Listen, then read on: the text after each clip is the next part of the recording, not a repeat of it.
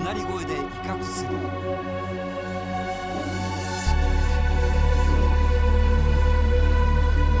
だが負けじと立ち向かう神沢。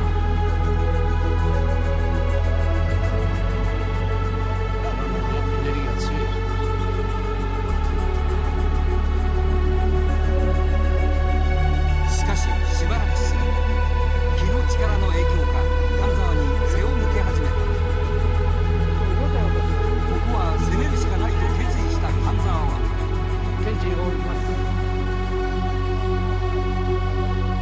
すると壁に隠れていた仕掛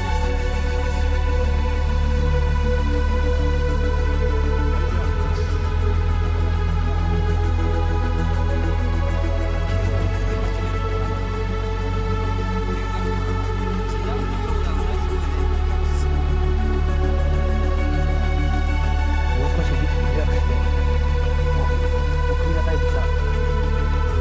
なんと虎が神戸を垂れた。さらに神沢は力を振り絞り虎に最後の気を送る。するとな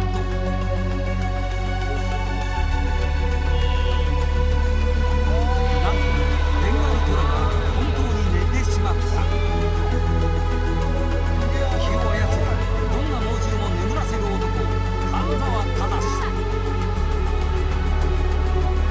密林の王者ベンガルトラを神沢はこの最強の奥義でヒグマを倒しにかかる。すると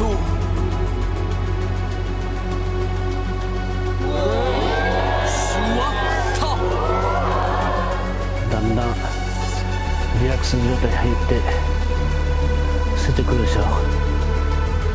さらにヒグマは地面に手をつき驚きの300キロを超えるヒグマが雪の上に完全に横たわった。しかしまだまぶたは開いている。神沢は力を振り絞りヒグマにサイを送る。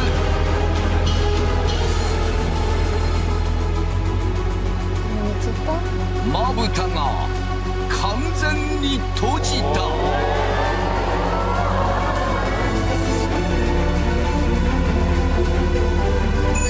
とあの猛獣のヒグマが本当に寝てしまったのだ。これ完全に寝ました。もう完全に寝てますね。寝てる。はい。もうリラックス状態で深い睡眠ができます。ディレクターが確かめてみると息が聞こえますね。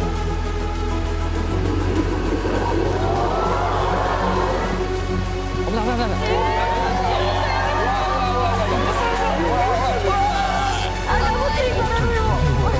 大丈夫ですか？全然動かないですよ。もう深い眠りに入ってます。